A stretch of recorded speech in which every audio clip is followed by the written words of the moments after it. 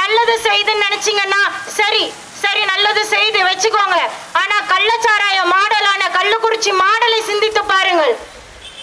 இதற்கெல்லாம் ஒரு தீர்வு வர வேண்டும் என்றால் ஒரு பெண் முன்னின்று செய்ய வேண்டும் என்பதை மனதில் வைத்துக் கொள்ளுங்கள். அங்கே 60 உயிர்கள் இழக்கப்படவில்லை, 60 தாலிகள் அறுக்கப்பட்டிருக்கிறது. அந்த வலியும் வேதனையும் ஒரு பெண்ணுக்கு தானே தெரியும். அதற்காகவாவது ஒரு பெண்ணுக்கு வாய்ப்பை தாங்கம்மா, ஒரு பெண்ணுக்கு வாய்ப்பை தாங்க. என் முகத்தை பாருங்கள். என் அப்பன் பெரிய கோடீஸ்வரன் இல்ல, கோடீஸ்வரன் வீட்டு பிள்ளை இல்ல, பெரிய அரசியல் வாரிசு கிடையாது. நானு சாதாரண பிள்ளைமா, உங்கள் வீட்டு பிள்ளை, உங்க பக்கத்து வீட்டு பிள்ளை, உங்க ரத்தம். இதுக்கு ஒரு வாய்ப்பு தாங்க. உங்க கூட நின்னு ரத்தத்தோட ரத்தமா நின்னு ஒரு வெற்றியை பெற்று தருவேன்.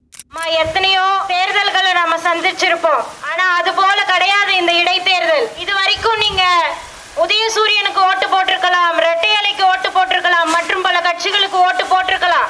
ஆனா திரும்பவும் உதயசூரியனுக்கு ஓட்டு போட்டீங்கன்னா 159 சட்டமன்ற உறுப்பினர்களோட சேர்த்து 160 ஒருத்தவர் போய் சேருவாரு சட்டமன்றத்திற்குள்ள.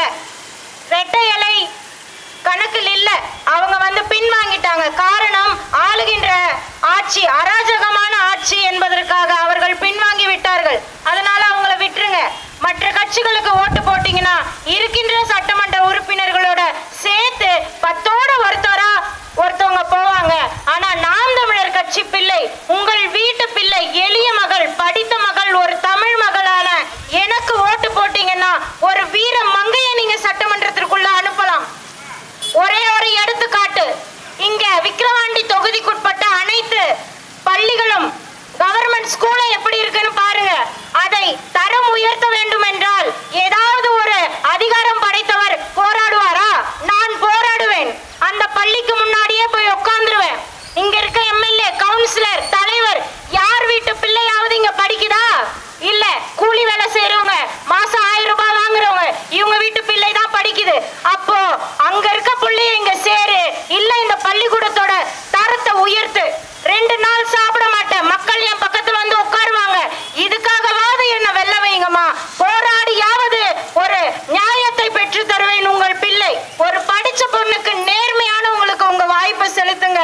ஒரே ஒரு முறை இந்த விக்கிரவாண்டி சட்டமன்ற தேர்தலை ஒரு வரலாற்று சிறப்புமிக்க தேர்தலாக மாற்றி காட்டுங்கள். ஒரு பெருமை மிக்க தேர்தல் என்ற ஒரு பெருமை இந்த மக்களுக்கு வந்து சேரும். ஒரு எளிய மக்களின் கூட்டம் 13 ஆண்டுகளாக கத்திக்கிட்டு இருந்துச்சு. அவங்களுக்கு நாங்க உரிமையை கொடுத்தது, அதிகாரத்தை கொடுத்தது நாங்க தான். ஒரு திமிரும் தெம்பும் வந்து சேரும் இந்த விக்கிரவாண்டி மக்களுக்கு, எங்களை வெற்றி பெற வைக்கும் பட்சத்தில். ஆகையால் உங்களை வேண்டி விரும்பி கேட்டுக்கொள்கிறேன், ஒரே ஒரு வாய்ப்பு, ஒரே ஒரு வாய்ப்பை தாருங்கள். எளிய மகளுக்கு உங்க அனைத்து பிரச்சனைகளுக்குமான வெற்றி, அதற்கான ஒரே தீர்வு நாம் தமிழர் கட்சி. நாம் தமிழர் கட்சியின் சின்னம் மைக் சின்னம், ஒளிவாங்கி எனப்படும் மைக் சின்னத்தில் உங்க வாக்குகளை செலுத்துங்க. இன்று மாலை 6 மணி அளவில் நம்முடைய அண்ணன் செந்தமிழன் சீமான் அவர்கள் வட்டாட்சியர் அலுவலகம் அருகே வந்து உரையாற்ற இருக்கிறார். எந்த கட்சியா இருந்தாலும் சரி, ஒரு 2 மணி நேரம் மட்டும் ஒதுக்கி வந்து அந்த பேச்சை கேளுங்க. அந்த பேச்சை கேட்டுட்டு நீங்க எந்த கட்சிக்கு வேணாலும் ஓட்டு போடுங்கம்மா. இதுக்குதான் ஓட்டு போடணும்னு கேட்கல, அந்த பேச்சை மட்டும் கேட்கறதுக்கு 2 மணி நேரம் உங்க வாழ்க்கையில செலவு பண்ணி வட்டாட்சியர் அலுவலகம் பக்கத்துல வந்துருங்க. மாலை 6 மணி நீங்கள் வாக்கு செலுத்த வேண்டிய சின்னம் நாம் தமிழர் கட்சியின் மைக் சின்னம். இன்று மாலை மிக சரியாக 6 மணிக்கு அன்பு சொந்தங்களை வாருங்கள். உங்களை காண அண்ணன் செந்தமிழன் சீமான் அவர்கள் வருகிறார். பேசுனது மிக சிறப்பா இருக்குது அப்படின்னு அந்த ஐயா சொல்றாரு. வேட்பாளர் பேசுனது மகிழ்ச்சிங்க ஐயா, நன்றிங்க ஐயா. தம்பிகளே வாங்க. அண்ணா அன்போடு கேட்கிறேன்னா, இங்க எந்த கட்சியா இருந்தாலும் ஒரு 2 மணி நேரம் பழக்கணக்கான மாத்தி